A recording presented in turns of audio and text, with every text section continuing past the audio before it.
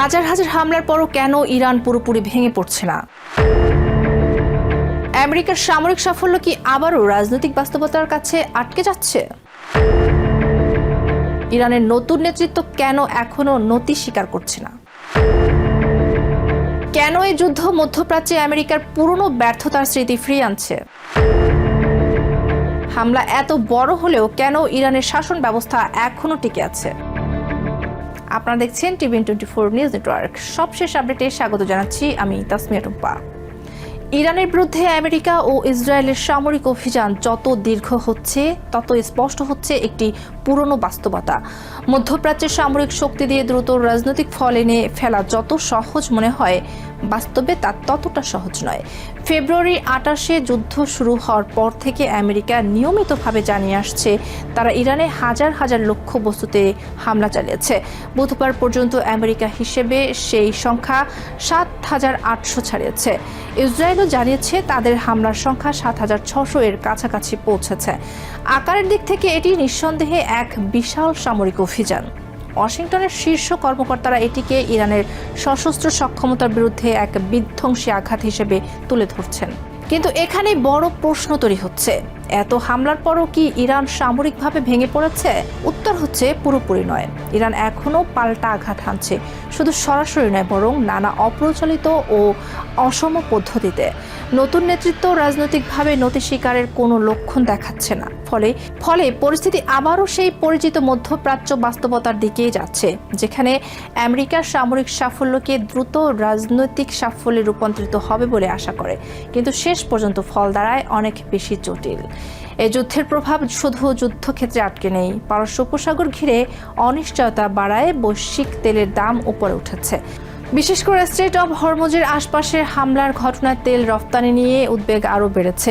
প্রায় প্রতি রাতেই ইরানের ক্ষেপণাস্ত্র ইসরায়েল ও আমেরিকার মিত্র উপসাগরীয় দেশগুলোর দিকে ছোড়া হচ্ছে। বেশিরভাগ হামলায় বড় ধ্বংস না হলেও সাধারণ মানুষের মধ্যে আতঙ্ক তৈরি হচ্ছে।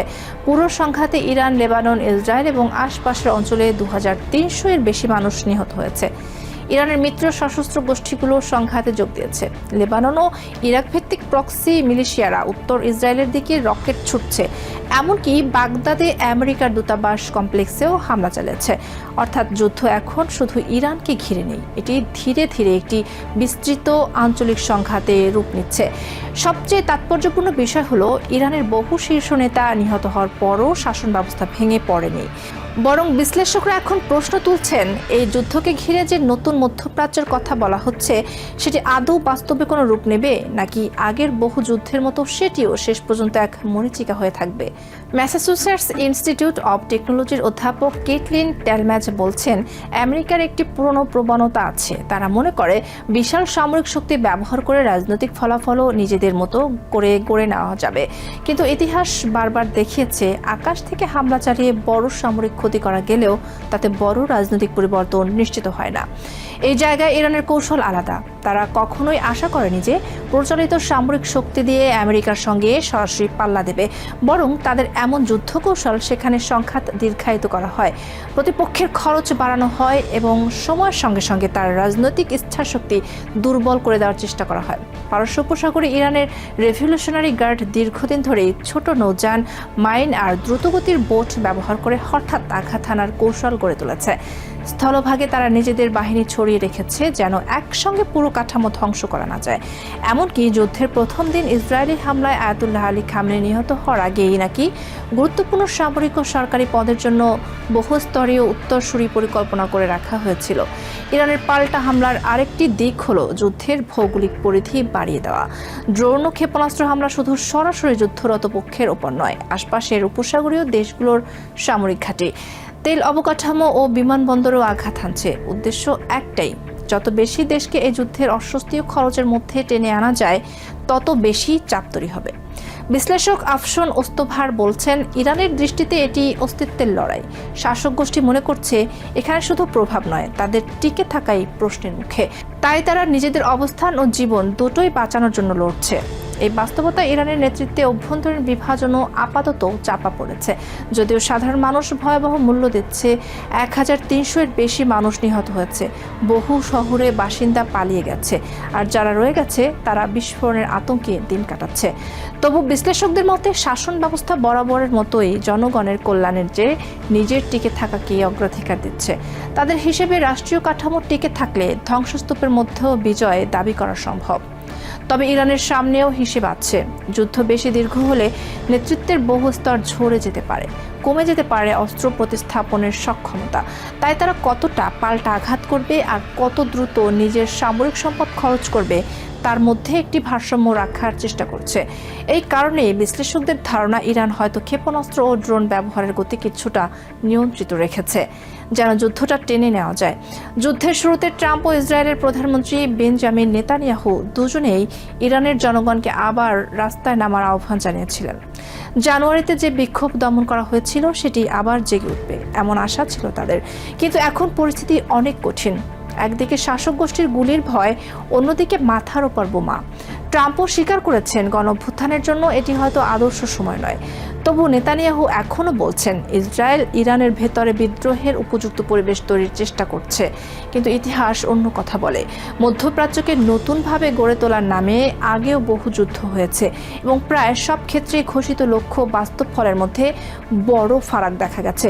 1982 সালে ইসরায়েল লেবাননে হামলা চালানোর পর প্রতিরক্ষামন্ত্রী এরিয়েল শ্যারন বলেছিলেন, পিএলওকে হটানো গেলে সহিংসতা ও বিপ্লবের অবকাঠামো ভেঙে যাবে।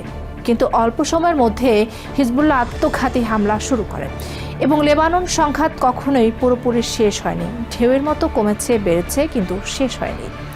একই ধরনের ভুল হিসাব দেখা গিয়েছিল 2003 সালে ইরাকে আমেরিকার আগ্রাসনের সময়ও। তার আগে নেতানিয়াহু আমেরিকার কংগ্রেসে বলেছিলেন, সাদ্দামকে সরাতে পারলে পুরো অঞ্চলে ইতিবাচক ঢেউ তৈরি হবে। বাস্তবে কি হলো?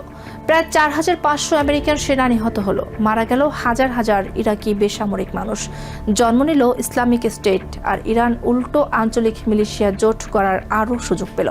কিছু ইসরায়েলি বিশ্লেষক এখন ইরান ইস্যুতে কৌশলগত শূন্যতাকে গাজায় হামাস ও লেবাননে হিজবুল্লাহকে পুরোপুরি ভেঙে ফেলতে ব্যর্থ হওয়ার সঙ্গে তুলনা করছেন। ইসরায়েলি বিশ্লেষক মাইকেল মিলস্টেইনের ভাষায় জনমনে এমন একটি অতিরঞ্জিত ছবি তুলে ধরা হয়েছে যেন হিজবুল্লাহ প্রায় বাষ্প হয়ে গেছে, ইরানি হুমকি মুছে গেছে, হামাস ভেঙে পড়তে যাচ্ছে, আর আরব বিশ্ব ইসরায়েলের সঙ্গে কৌশলগত জোটে নামতে প্রস্তুত।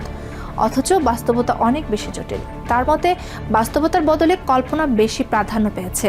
বিশেষ করে 7 অক্টোবর 2023-এর হামলার পরও কি ভুলে হামাস 1200-র বেশি ইসরায়েলিকে হত্যা করতে পেরেছিল তা নিয়ে কোনো আনুষ্ঠানিক আত্মসমালোচনা হয়নি।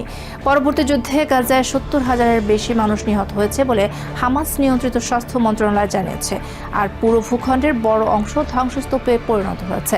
কিন্তু তবুও হামাসকে পুরোপুরি সরানো যায়নি। এই কারণেই অনেক বিশ্লেষক এখন সতর্ক করছেন, শুধু সামরিক শক্তির জোরে মধ্যপ্রাচ্যকে নতুনভাবে ডিজাইন করার যে ধারণা সেটি বারবার ব্যর্থ হয়েছে। মানুষের মন, রাজনৈতিক বাস্তবতা, সামাজিক ইতিহাস সবকে বোমা মেরে বদলানো যায় না। সব মিলিয়ে ইরানের বিরুদ্ধে বর্তমান যুদ্ধ আমেরিকার জন্য আবারও একটি পুরনো শিক্ষা ফিরিয়ে আনছে।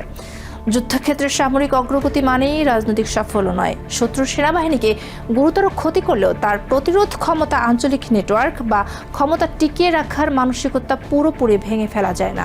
আর মধ্যপ্রাচ্যের সেই ভুল হিসেবের খেসারত প্রায়ই দীর্ঘ, রক্তক্ষয়ী এবং অপ্রত্যাশিত হয়। নিউ ইয়র্ক থেকে সম্প্রচারিত TVN 24 টেলিভিশন বিশ্বজুড়ে বাঙালির কণ্ঠস্বর।